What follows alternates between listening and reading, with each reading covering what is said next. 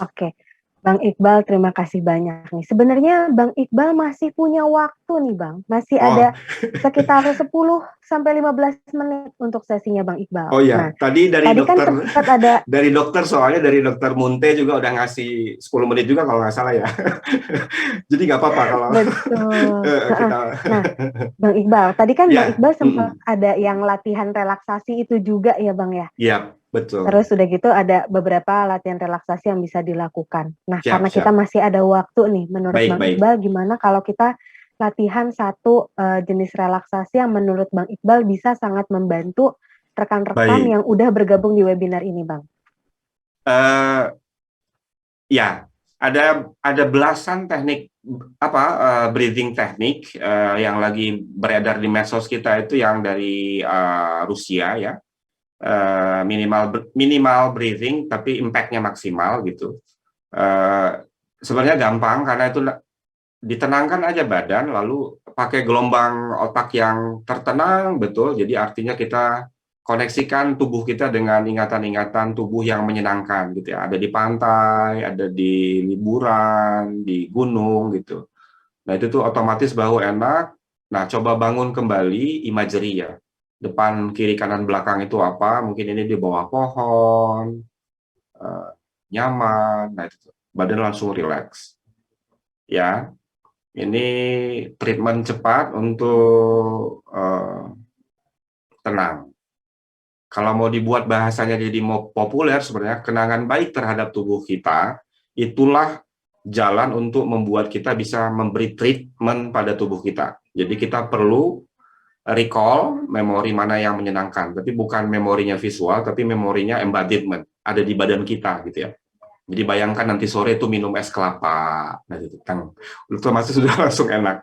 Ya, jadi nafas dan pembayangan ini penting karena dari emosi, kognisi, lalu pembayangan. Kemampuan manusia itu pembayangan gitu ya. Makanya jadi bisa ngelukis melukis apa buat candi, desainnya arsitektur itu kan kemampuan tingkat tinggi makhluk hidup ya. Nah, lalu seperti biasa ada nafas box breathing, itu bayangkan ada 4 bidang garis gitu ya.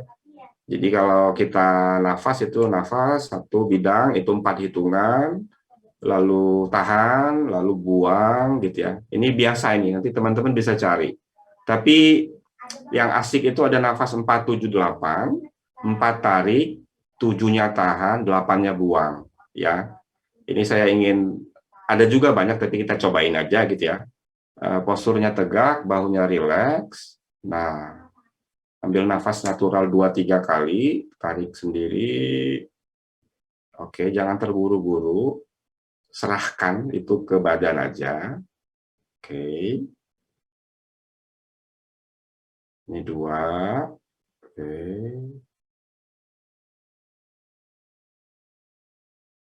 3. Ya, kita coba ya. Yuk, tarik nafas ringan, tenang, nyaman, jangan dipaksa ya. Ya, nyantai yuk. 3, 2, 1. Yuk, tarik. 1, tambah sedikit, 2, tambah lagi sedikit, 3. Jangan dipaksa, santai, tenang, nyaman. Oke, tahan. 2, 3, 4, 6. Buang pelan-pelan sedikit. 2, 5, 7, 8. Tarik.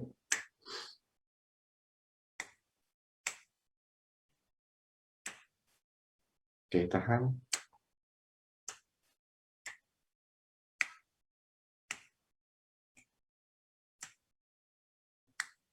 Oke, buang.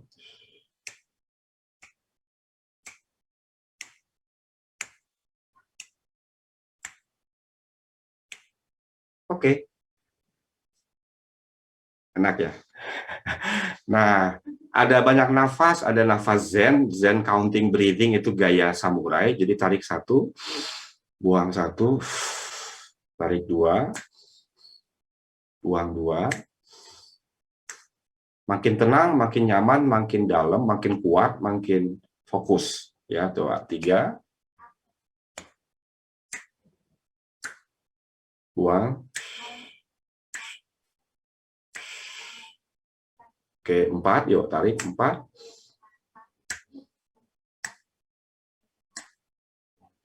buang.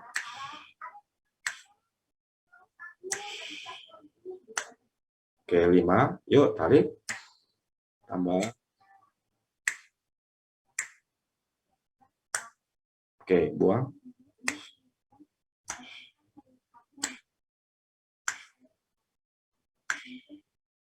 Oke, coba 6, yuk.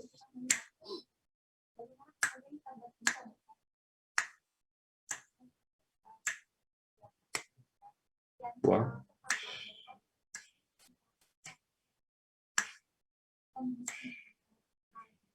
Oke, 7,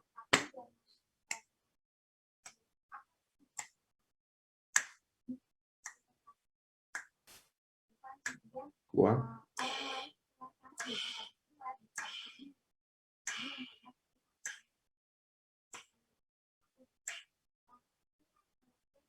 Oke. Bagi yang kurang semangat bisa stimulated breathing, itu tarik buang cepat. 10 detik juga cukup, 15 maksimal, jangan banyak-banyak. Jadi kita stimulasi biar tekanan ke paru-paru lebih banyak, jadi suplai oksigen juga lebih kuat ya. Jadi racunnya juga kerasa, CO-nya juga kerasa, gitu ya.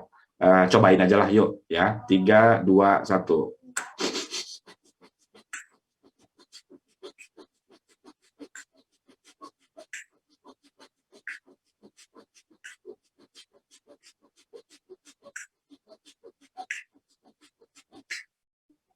Gitu ya. Jadi dibagi dua biasanya, teknik breathing sama imagery dipasangin, lalu itu untuk penenangan. Jadi tadi itu diafragma breathing, misalnya kayak gini, ini penenangan. Lalu kalau kita merasa temperamen kita juga marahan, nah ini nanti kita mau ngomong di rumah misalnya. Jadi, Dek, kalau makan, piringnya dibawa ke belakang ya, urus sendiri ya. Gitu. Nah itu tuh. Jadi kita nafas pakai nafas ini, lalu kita enak, nyaman, lalu kita bayangkan kita yang lebih tenang, gitu. Kalau kita ngerasa kita kurang bisa ngendaliin perasaan ya, gampang kepancing gitu kan, jadi sumbu pendek. Nah, tapi kalau kita juga kalau kita memang bawaannya nyantai gitu ya, misalnya di rumah, piring kotor dipakai nggak dicuci. Nah, itu pakai stimulasi, gitu ya. Ini siapa yang makannya nggak dicuci? Nah, langsung segera ya, gitu. Jangan buat yang lain susah. Nah, gitu. Ya, jadi jangan ada yang ditahan yang nggak di badan, karena nanti badan kita jadi capek ya. Jadi memang yang baik harus segera dikeluarkan lagi. Kalau dari luar kita terima yang baik, badan kita juga harus nyimpan, gitu kan, harus juga ngasih lagi. Nah, tapi tadi itu jangan simpan sedikit pun yang buat kesel, buat capek, buat sedih, buat gak percaya diri, buat merasa tertekan, buat merasa berbeban. Belajar tubuh kita terima yang baik-baik, kasih yang baik-baik ya. Tubuh kita harus kita amankan karena semuanya ya dari badan kita gitu. Proses mental tingkat tinggi itu di kepala, kognitif, di sistem saraf itu nggak akan bisa maksimal kalau emosinya masih kena, gitu ya. Nah, kebayang nggak ini? Di luar sana berapa yang cedera, luka, traumatik, gitu ya. Sementara kita berhadapan sama tadi itu, kalau di kurva yang disampaikan Dokter Munte ini banyak betul remaja yang kita nggak tahu ngapain di rumah, belajarnya apa gitu. Mereka sendiri burden ya, karena gurunya ya ada banyak lah, tapi ini kita khawatir ya, apa yang di asupan kognitif mereka apa sih sama asupan badan, asupan emosi gitu ya. Karena selama ini sekolah paling enggak fokusnya ya ke kepala, bukan ke emosi. Apalagi fisikal gitu. Guru olahraga kita sama-sama tahu enggak dapet gitu, olahraga ya langsung jadi jenis olahraganya apa, bukan olah fisiknya gitu ya. Dari saya itu mudah-mudahan ini membuat teman-teman naikin ketenangan, tapi kalau juga bersiap siaga, kayak emergensi ya, turun ke lapangan, oke, 1 bulan nggak boleh sakit, terlepas kita ya begitulah, Kalau saya turun ke Sulbar tahun ini sama sama NTT, ya siap-siap aja begadang, tapi juga akhir minggu harus dibayar tunai ya tidurnya, hibernasi dulu, nah, gitu. Gimana Bapak Oke, Munte? terima kasih Bang Iqbal. Siap, Jadi siap. tadi kalau dari Bang Iqbal lebih ke kita tanyakan dulu ke diri sendiri ya, kepada Ya, teman-teman nakes juga, mungkin kepada teman-teman tenaga pendukung lainnya juga, kita ini mau bertahan atau mau berkembang? betul. Kalau mau Mm-mm. bertahan, mungkin kita akan menghadapi berbagai hal yang tidak pasti lagi, sehingga Mm. rasanya kalau hanya bertahan, modenya bertahan aja akan ada Nggak titik cukup. di mana Mm. itu akan berat juga gitu ya Bang Iqbal ya. Betul, Jadi betul. dibandingkan kita hanya mempertahankan benteng, akan lebih baik kita kayak ekspansi gitu ya Bang Iqbal ya, kita Ya, berkembang gitu ya. eh, betul, Oke. betul. Mm-mm. Dan tadi ya, dengan adanya perkembangan zaman sekarang jadinya telekonsultasi, yang penting juga adalah PFA, pendekatannya psychological first aid, sama seperti pertolongan pertama pada medis, kita lihat dulu kebutuhannya seperti apa. Kalau Mm. dari medis mungkin dari tingkat kesadarannya, kalau dari psychological first aid kebutuhannya itu seperti apa, dan kita mendekatinya secara empati, bukan hanya pendekatan secara kognitif gitu ya Bang Iqbal Betul, ya, betul. Badan ke badan. badan ke Nah, badan. badan kita ini Oke. diciptakan yang maha kuasa udah sayang sama yang lain, jadi kita harus sepenuh hati. Hati itu harus jadi badan, badan harus jadi hati ya. Ini Oke, jadi saling menyatu sayangnya ya. harus maksimal. Oke, harus maksimal gitu jadi Ini sayangnya ya Bang ini Iqbal ya. bahasa-bahasa lapangan nih, Pak Dokter Munte. Jadi kalau masuk lapangan kan cuma 2-3 orang, di dalam harus jadi 30 gitu kan. Jadi memang saya terbiasa untuk membawa konsep anatomi fisiologi itu sebagai basis ke dunia kerja. Jadi memang semangat itu harus lebih gede dari badan. Nanti kalau enggak ya kita ciut dong jadi kecil gitu kan. Nah, yang kayak gini memang perlu apa namanya bahasa-bahasa yang memang apa buat saya jadi lebih dari dasar hati gitu ya, edukasinya, tapi juga kerasa di badan orang lain gitu. Kita ini saling sayang gitu, Iya, saling oke. jaga. Ini bukan kepala ke kepala, anakku ya anakku juga. Nah itu tuh, kalau Pak Munte pasti tahu karena itu udah masih pakai logat Batak sayanya kan, pakai logat Mandailing. Oke, jadi Iya, itu ya, lebih pendekatannya ke situ gitu. Jadi kalau misalnya dibiarkan seperti yang tadi Dokter Munte sudah sempat sampaikan, efek psikiatrinya itu bisa ke PTSD, depresi, betul, kemudian burnout betul. juga. Jadi kalau Mm-mm. dari Bang Iqbal, pendekatannya adalah kita pendekatannya dari badan ke badan, bukan hanya dari pendekatannya otak, supaya ada empatinya. Dan Mm. bahkan Bang Iqbal tadi udah sempat mengajarkan beberapa teknik relaksasi, karena yang utama itu adalah emosinya itu ya Bang ya, emosinya Betul. perlu dikeluarkan. Bahkan ada berbagai jenis relaksasi, kalau emosi terlalu besar bagaimana, tapi kalau nggak ada emosinya, bagaimana nih untuk meningkatkan energinya juga gitu ya Bang Iqbal ya. Mm-mm. Oke, baik Bang Iqbal. Terima kasih banyak untuk materi yang disampaikan dan juga latihannya. Tadi kita sampai ada waktu sebentar kita bisa jadi latihan relaksasi juga. Semoga itu bisa membantu teman-teman nakes dan tenaga pendukung. Jadi bukan hanya untuk diberikan kepada pasien-pasien, tapi juga mungkin ketika kita udah mulai ngerasa tidak nyaman dengan kondisi yang kita hadapin, kita bisa latihan itu dulu Iya. supaya ketika kita menangani pasien, seperti yang tadi Dokter Munte sempat sampaikan juga, kita bisa lebih optimal ke pasien, gitu ya, dengan kondisi fisik dan mental kita yang lebih sehat. Oke, terima kasih Bang Iqbal. Sekarang kita akan masuk ke dalam sesi tanya jawab. Sudah banyak ada beberapa pertanyaan yang masuk lewat Mm. aplikasi D2D dan juga melalui aplikasi YouTube live streaming. Sekarang kita akan masuk ke dalam sesi tanya jawab. Sudah bergabung kembali bersama kita Dokter Munte. Saya lihat sudah Dokter Munte kembali yang bergabung ya dari Kemenkes RI. Terima kasih Dokter Munte sudah memberikan waktunya di tengah kesibukan Kemenkes hari ini. Dan juga Bang Iqbal juga bersama kita untuk menjawab beberapa pertanyaan dari rekan-rekan webinar sekalian. Nah, rekan-rekan nanti ketika sesi tanya jawab bisa dilihat di kolom komentar atau di kolom chat akan diberikan link presensi dan juga post test. Ketika itu sudah masuk, rekan-rekan bisa sambil isi, sambil mendengarkan juga sesi tanya jawab kita. Baik, sekarang kita akan mulai dengan pertanyaan yang pertama. Pertanyaan pertama diberikan kepada Bang Iqbal. Bang Iqbal, ada pertanyaan dari Johannes Tanaka. Bang Iqbal, apakah ada penelitian tentang seberapa besar manfaat body scanning dan teknik nafas ataupun teknik relaksasi yang sebelumnya sudah Bang Iqbal paparkan dapat membantu kita? Apakah ada penelitiannya, Bang? Banyak, Silakan. banyak. Jadi kalau dari teman-teman dokter itu penelitiannya pasti dari ahli rehab medis ya, yang di fisioterapi itu ada banyak di situ. Jadi bahan-bahan saya juga sebenarnya 75% itu justru dari medis ya.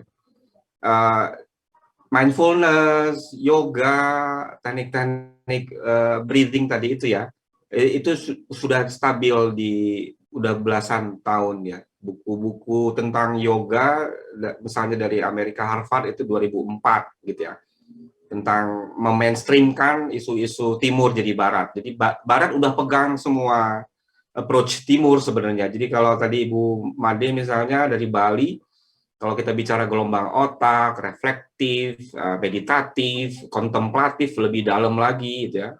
Gelombang delta, gelombang bawah sadar, nanti buka cakra, pranayama dan segala macam itu udah jadi milik dunia gitu ya. Qigong itu misalnya yang tua lebih dari Tai Chi itu untuk penenangan udah banyak studinya, karena 1964 teman-teman dokter di Cina itu melakukan bedah dengan gaya totok, nggak pakai anestesi. Jadi ini udah banyak banget. Jadi kalau bahan pasti banyak banget gitu ya. Dan kita juga pasti sekarang nggak tahu yang dari dokter Mute gitu ya, gimana posisi tradisi dalam penenangan duka lara gitu, karena budaya kita kan beda-beda nih kalau bicara sedih kan. Dan kalau saya dulu kemarin ke NTT, ini agak susah masalah COVID, karena biasanya pengkebumian itu depan rumah gitu. Nah ini ada unsur-unsur kultural ya, teman-teman timur itu banyak banget adat, budaya, bahasa, dan segala macam. Yang barat ya Batak, Makassar, wah kita semuanya kan Jawa, Sunda, Bali, kalau udah sekarang banyak banget studi masalah gelombang otak, meditasi, dan justru kan ada varian-varian meditasi yang bukan Bali gaya India, tapi memang Bali banget, gitu kan, kayak Jawa Timur yang memang dari daerah Tengger ya, dari Bromo Semeru gitu. Oke, Bang Ya, Iqbal. oke. Jadi memang kalau dari referensi sudah cukup banyak juga ya, Bang Banyak, Iqbal ya, dan memang banyak, banyak referensi dari medis juga begitu ya. banyak. Oke, kalau dari Dokter Munte, kira-kira ada tambahan nggak dok terkait dengan tadi beberapa teknik penenangan diri gitu ya, relaksasi, meditasi. Efeknya kalau dari Dokter Munte, apakah ada pendapat terkait itu terhadap kondisi bagaimana membantu kita, Dokter Munte? Silahkan. Baik, terima kasih Mbak Katerina. Kita itu sebenarnya dalam mental health itu kebijaksanaan lokal itu merupakan salah satu akar kita untuk mendapatkan ketenangan. Jadi pengobatan-pengobatan tradisional sendiri itu di Kementerian Kesehatan kita juga mengakuinya akan masuk dalam sebuah direktorat kita sendiri. Kita mempunyai direktorat pengobatan tradisional yang bicara tentang obat dan teknik tradisional. Itu ada direktorat sendiri di kementerian.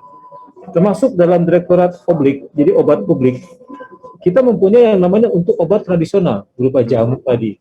Tentunya semuanya berbasiskan kepada saintis yang ada, yang kita sudah sesuaikan, di mana kebijaksanaan lokal tersebut memang mempunyai manfaat yang jelas. Jadi seperti yang disampaikan tadi tentang masalah relaksasi. Relaksasi itu sebenarnya secara tradisional merupakan aplikasi kita dalam menenangkan diri melalui ritual keagamaan. Nah, itu merupakan hal yang membuat kita menjadi tenang dalam mental emosional kita. Dan tentunya termasuk yang disampaikan Mas Iqbal tadi tentang Qigong, Tai Chi, tentang masalah yoga, dan juga ada hipnoterapi, hipnosis. Itu semua merupakan sekarang ini sesuatu yang dapat kita pahami melalui suatu metode penelitian yang ilmiah, dan kemudian dapat kita dapatkan manfaatnya. Nah, karena itu ya jelas kebijaksanaan publik yang dari tradisional tadi, nah, kebijaksanaan lokal ini merupakan modal utama kita untuk mengembangkan program ketenangan jiwa yang berposisikan pada pendekatan keluarga, di mana keluarga itu justru menjadi inti kita. Jadi ini sebenarnya sangat selaras lah dengan upaya kita dalam mempertahankan kesehatan tenaga kesehatan kita. Bila mana mereka pulang kepada keluarganya merasa nyaman, merasa terlindungi, happy, otomatis imunitasnya juga akan meningkat. Karena ada memang korelasi yang jelas antara ketenangan jiwa dengan imun, daya tahan tubuh yang kuat. Demikian, Mbak Katarina. Oke, terima kasih banyak Dokter Munte. Jadi tadi ternyata bersinergi ya, berkesinambungan. Tadi mungkin dari Bang Iqbal menyatakan udah ada berbagai penelitiannya, kemudian juga berkaitan dengan ritual, dengan berbagai adat budaya dan keagamaan juga. Tapi ternyata di Kemenkes pun udah ada direktoratnya juga ya tentang pendekatan dengan pengobatan tradisional gitu ya, Dokter Munte. Dan itu memang saling berkesinambungan juga. Oke, baik. Semoga pertanyaannya tadi menjawab bahwa memang itu bisa membantu dengan adanya referensi dan bahkan dari Kementerian Kesehatan Republik Indonesia sendiri pun sudah ada direktorat khusus untuk pengobatan tradisionalnya. Oke, kita lanjut ke pertanyaan selanjutnya dari Tri Wijayanti. Pertanyaan diberikan kepada Dr. Munte. Dok, untuk penata laksanaan insomnia di vaskes pertama untuk rekan sejawat penyintas COVID, apakah sudah ada dan seperti apa penata laksanaan insomnia tersebut, Dok? Silakan, Dr. Munte. Baik, jadi untuk masalah insomnia bagi teman sejawat kita, para tenaga kesehatan yang terpapar COVID. Yang pertama itu di fasilitas pelayanan kesehatan tingkat pertama atau di puskesmas, itu jelas menjadi ranah yang jelas dari dokter umum ya di sana, untuk dapat menggali dan mengidentifikasi permasalahan. Sebab insomnia ini merupakan suatu kelihatannya sederhana. Banyak orang mengalami insomnia, tetapi ini penyebabnya sangat kompleks. Kompleksnya itu bisa karena ini merupakan suatu penyebab organik. Jadi kalau organik misalnya pada teman kita sejawat yang menjadi penyintas COVID, kemudian mengalami insomnia, besar kemungkinan permasalahannya adalah masalah organik akibat daripada virus COVID-19 yang mempengaruhi fungsi sistem sarafnya sehingga menjadi insomnia, terganggu pola tidurnya ataupun kebutuhan tidurnya.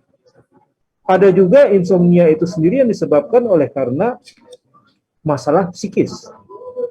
Nah, harus dipahami terlebih dahulu penyebab apa yang menyebabkan insomnia ini. Apakah memang sebelum dia mengeluhkan insomnia, sebelum COVID itu dia tidur yang nyaman, sudah baik, atau jangan-jangan sebelum terkena COVID pun dia sudah mengalami kesulitan tidur. Nah, ini kan suatu hal yang harus diperhatikan di tingkat pelayanan kesehatan pertama. Jadi di puskesmas maksud saya. Karena itu, di PPK 1, di Pusat Pelayanan Kesehatan tingkat pertama, di puskesmas, kalau kita memang meyakini ini sebagai suatu gangguan yang disebabkan oleh pengaruh organik, dan dapat kita buktikan karena pengaruh organik, maka boleh kita berikan pengobatan dalam kurun waktu yang sesuai dengan standar yang ada, ya, adalah memberikan obat yang sesuai. Jadi dapat kita berikan obat sejenis dengan midazolam, ya, untuk membantu agar teman sejawat kita ini dapat untuk kembali tidur. Tetapi penggunaan obat-obatan itu mempunyai batasan waktu.